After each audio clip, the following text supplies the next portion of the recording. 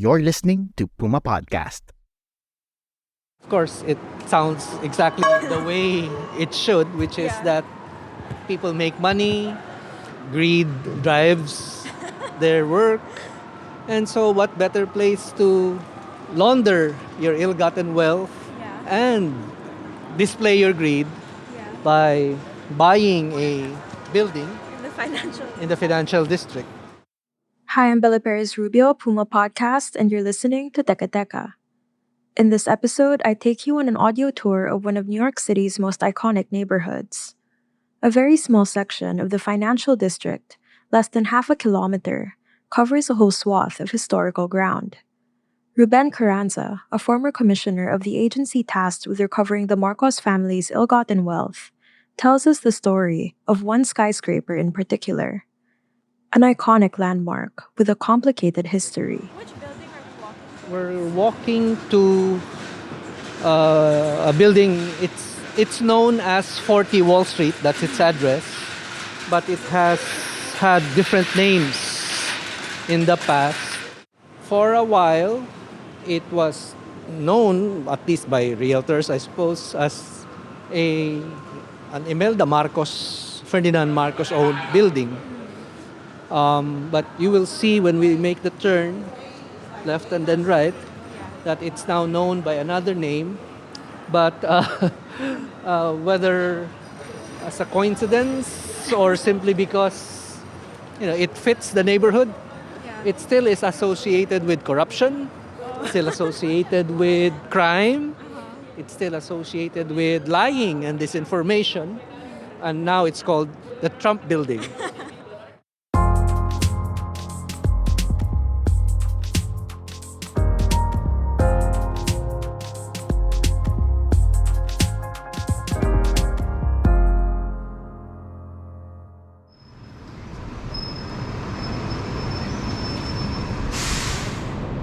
Last November 2023, I met Ruben at a cafe near the International Center for Transitional Justice where he now works. The plan was for him to show me the iconic 40 Wall Street. It was about a 5-minute walk away. So yeah, stock exchange. On our way there, we passed the New York Stock Exchange. Normally you always have a large police presence here. And just a few days ago, there were protests that were supposed to be held here, right in front of the Stock Exchange building by people protesting U.S. government funding of genocide in Gaza. This is where it happened. Well, among other places. I saw the Grand Central Station. Yeah, the idea of holding the protest here before the Grand Central Station was because there's a lot of corporations, defense and military supply arms dealers whose stocks are traded on Wall Street. Raytheon, Boeing, Lockheed Martin. These are, well, if you know them as simply making passenger planes, that's not just what they make. They make missiles, they make drones, they make warships, they make bombs. These are the bombs dropped on Gaza. These are the bombs that kill children every day today. So the protest was supposed to be held today, but they closed this up and forced the protesters to go to Zuccotti Park, which is a few blocks from here, and which is also where, in the past, this protest movement called Occupy Wall Street began. That protest against social and economic inequality and the influence of corporations on American politics lasted 51 days in 2011.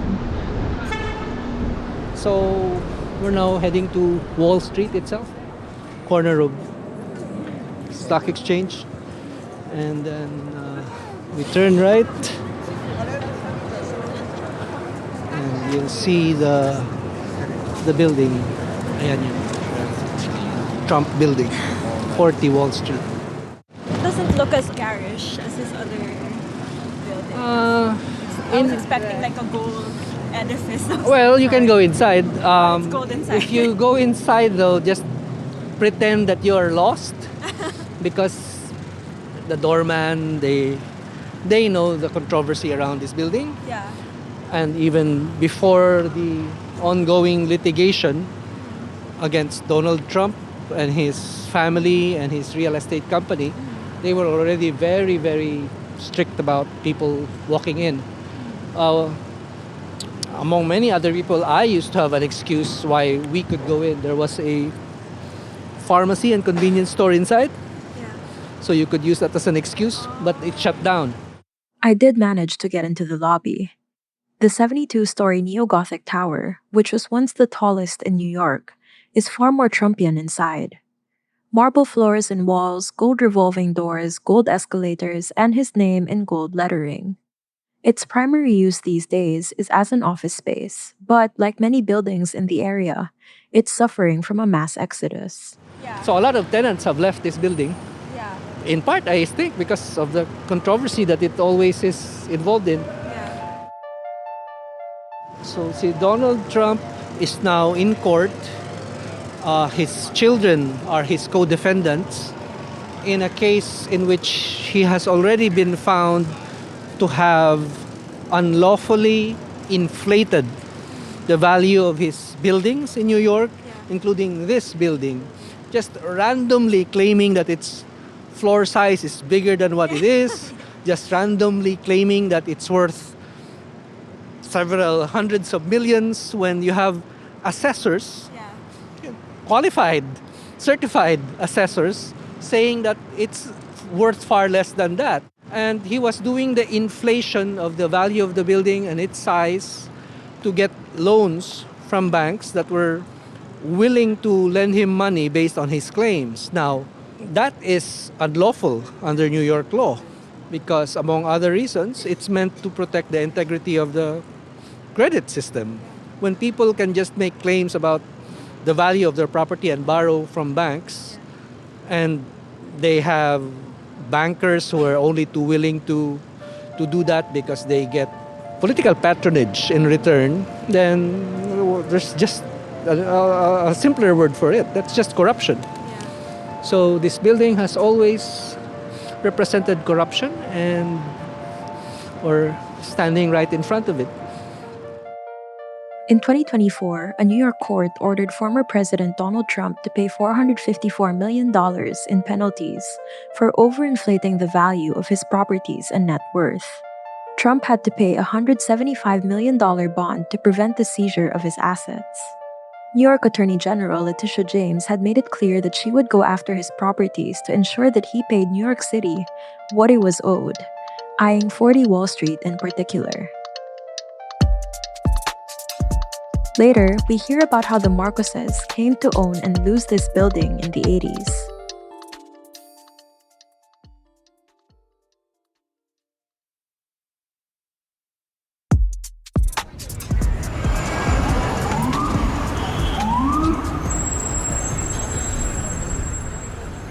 How much was this building worth when the Marcoses owned it? If I'm not mistaken, the building was sold for 70 million. But of course, they did not have, they could have had that entire amount, but they did not want to pay it just for one building. So what they did was to buy 5 buildings. They bought this building in the 80s, I think in 1982 or 81, in succession with 4 other buildings in the city. Ferdinand Marcos bought this building as a birthday gift for Imelda Marcos. But because Philippine law, the Philippine Constitution prohibits the president and his family from having business interests. Even under the Marcos dictatorship constitution, there was that prohibition already. But of course, the Constitution and the law have never stopped the Marcoses from committing corruption. So they just simply went through their cronies who acted as their dummies and who then looked for American dummies to cover the paper trail in their acquisition of this building. This is one of the examples of how laundering happened during the dictatorship. They had money hidden in Switzerland, in Swiss banks. Those banks then would wire some of that money to corporations established in the British Virgin Islands or in the Bahamas by Glyceria Tantoco or her assistants. Those corporations in the Bahamas which can be created with just one dummy, like not reflecting any other owner, would then transfer that money here to the realtors who then bought this building. So, no Marcos, no Imelda, no Ferdinand, Geseria Tantoco as their middle person, and some other transactions in other words, to put together the down payment for this building, 72 million. So happy birthday, Imelda Marcos. You have your building. That was done in the 80s, even as in the middle of all of these building buying spree that Imelda and Ferdinand Marcos did, there was famine happening in Negros. Children were dying because the price of sugar fell, and there was no work in sugarcane plantations, and there was no money to feed children, and so they were just literally dying of hunger. And was this building sold by them or was it seized?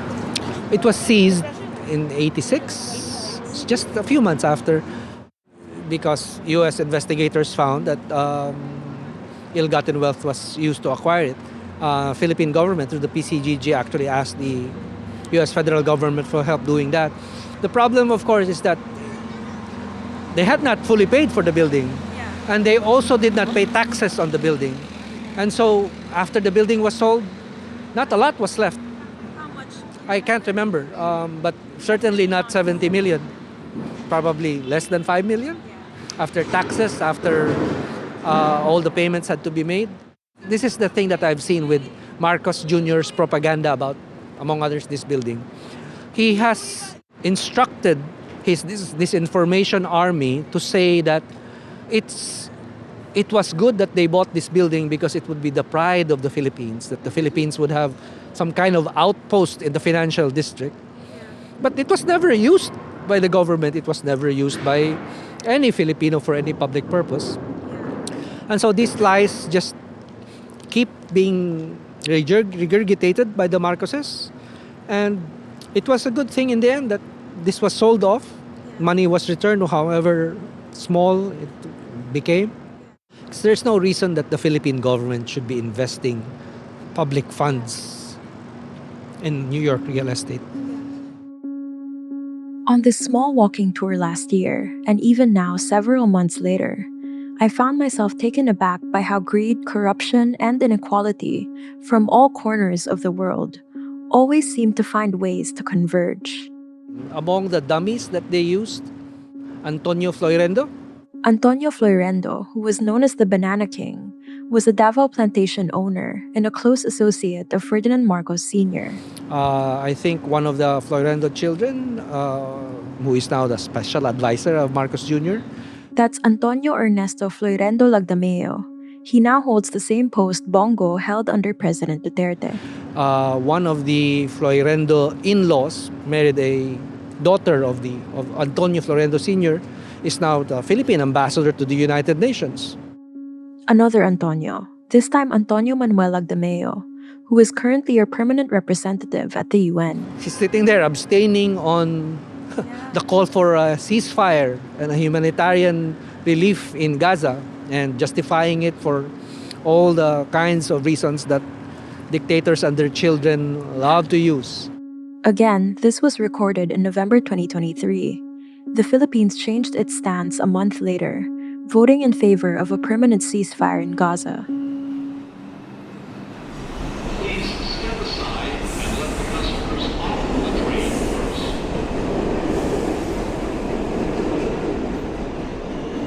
That same fall day, we passed Trump Tower, the former president's infamous, gaudy, and gold-laden residence. You probably still remember that video of him descending a golden escalator there after announcing his presidential bid in 2015. Right across it is the Crown Building, another skyscraper and New York City landmark the Marcoses used to own. It's called the Crown Building because if you look at it on the top of the building, there's a crown. But its location tells you about its value. It's at the corner of 5th Avenue and 60th, and therefore in the middle of one of the richest parts of Manhattan. They call the stretch of skyscrapers Billionaires Row. Again, Ferdinand Marcos bought it for Imelda as a birthday gift. And it's also obvious why she wanted that building. On the ground floor is a Bulgari jewelry store. Across the street is a Van Cleef and Arcliffe jewelry store. Across the other street is a Tiffany's jewelry store. There are jewelry stores surrounding Imelda Marcos. It's like, in the Philippines, people put up sari-sari stores for their convenience. Here was Imelda Marcos wanting the convenience of shopping for jewelry with ill-gotten money, right downstairs. You mentioned earlier that did she buy like the iconic jewelry collections that were seized? Those bought? Yeah. We know that they were bought from these stores because there are actual receipts from these stores with annotations from another Imelda aide. Her name is Roa Jimenez. She's still alive. She lives in the UK in exile because Imelda would stride into these jewelry stores, pick out items, and Roa would follow her around, taking notes, and then sending one note, for example, to Ferdinand Marcos saying, Madame likes this, and then there's a picture or description, and then Marcos would write back and say, tell PNB, the Philippine National Bank, the branch in New York, to pay for it. The PNB was a government bank, and therefore a bank with public funds. Those were public funds being used to shop for jewelry for Imelda Marcos. They did try to smuggle them out before, when they fled, and after they fled as well.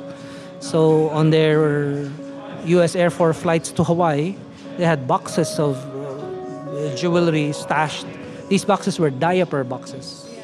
They used diaper boxes, so when the customs authorities in Hawaii inspected them, they counted all the jewelry, and so collectively, this is called the Hawaii collection. 40 Wall Street changed hands only once or twice between the Marcoses in the 80s and Donald Trump's purchase in 1995. The effort to recover Marcos family loot began about a decade before I was born. I turned 27 this 2024, and yet generations after me will continue to pay debts incurred by their corruption. How many of us paying those debts will have reason to enter 40 Wall Street, a building supposedly purchased in our name? How many of us will experience a stay on Billionaires Row, complete with a quick shopping spree at Van Cleef and Bulgari's flagship store across the street? And how many of us will live to see justice fully served?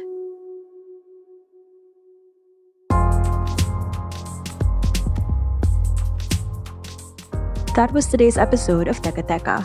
Again, I'm Bella Perez Rubio.